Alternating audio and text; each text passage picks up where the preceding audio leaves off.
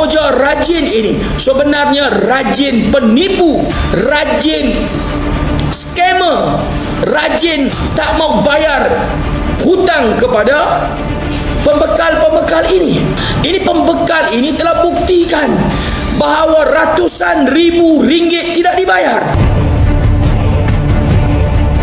Bangsa kita ini yang memerintah, Perdana Menteri adalah bangsa Melayu, majoriti ahli parlimen adalah bangsa Melayu, majoriti menteri-menteri kabinet adalah bangsa Melayu, dan yang di Pertuan Agong sebagai ketua negara adalah bangsa Melayu serta sultan-sultan dan raja-raja yang memerintah negeri-negeri ini adalah di kalangan bangsa Melayu. Ini satu penghinaan yang paling besar. Penghinaan ini tidak boleh diterima oleh bangsa Melayu, dan juga penghinaan ini tidak boleh diterima oleh kaum Cina dan juga kaum India dalam negara kita ini. Sebab negara kita ini berada dalam keadaan aman, damai dan harmoni. Kenapa hendak diganggu gugat oleh bangsa, kaum, pendatang yang masuk dalam negara kita ini? Dan mereka ini juga bukan warga negara dan rakyat Malaysia. Dia niat untuk nak mencetuskan ketidaktenteraman di kalangan bangsa Melayu dalam negara kita. Sebab ini kita perlu terus memberi tekanan kepada PDRM. Kita tengok di media-media sosial ini, bukan setengah orang Melayu saja bangkit untuk mendesak kerajaan, tetapi ada juga kaum India yang juga mendesak kerajaan ketika Maria ini membuat penghinaan terhadap bangsa Melayu. Sebab apa? Sebab kita rakyat Malaysia. Begitu juga dengan kaum Cina juga tidak puas hati, terus mendesak kerajaan untuk ambil tindakan terhadap kenyataan biadab dan kurang ajar si Maria ini, tuan-tuan.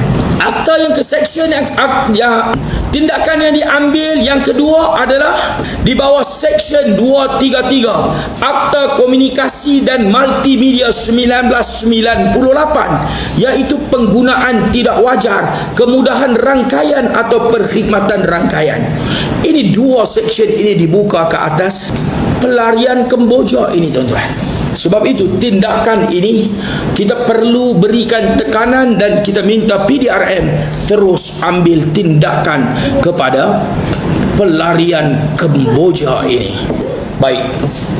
Beliau mengatakan bangsa Melayu ini pemalas. Bangsa Melayu, bangsa Kemboja ini rajin. Tidak ada beza antara bangsa Kemboja dengan bangsa Melayu. Siapa rajin, dia akan sukses. Saya cuma nak bagi tahu sini. Sekarang ini pekerja-pekerja makcik Kemboja mulut puaka pelarian Kemboja ini, pekerja-pekerja dia itu bukan daripada kalangan pekerja-pekerja Kemboja yang rajin, tuan-tuan.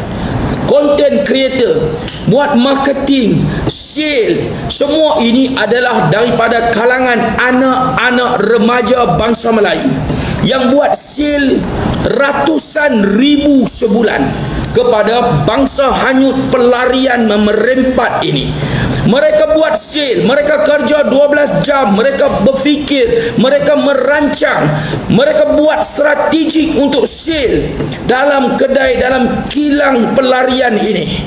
Mereka dapat buat jualan ratusan ribu, hampir mencecah 500 ribu ringgit sebulan. Apa yang diberikan oleh pelarian Kemboja ini, yang beliau menghina bangsa kita ini?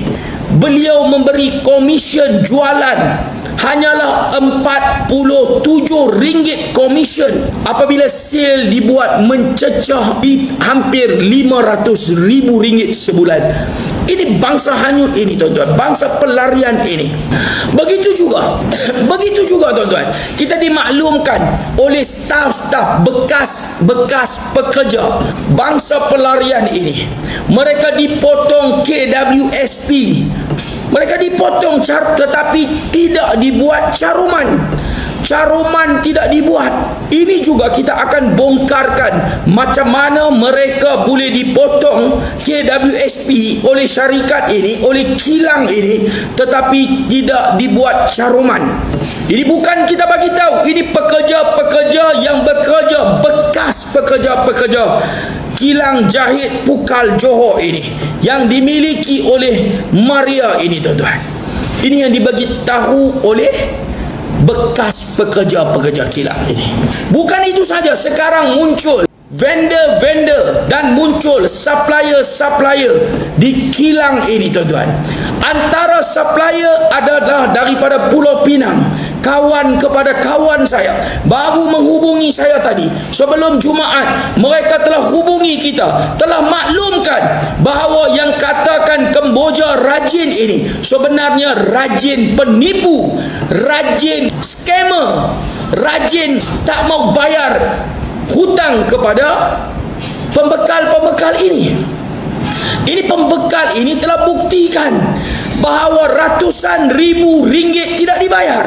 Kawan kita ini daripada Kepala Batas kilang di Pulau Pinang, ada bukti turun pergi minggu sudah, belum isu ini viral, nak minta duit tetapi tidak bayar. Mereka bagi post dated check.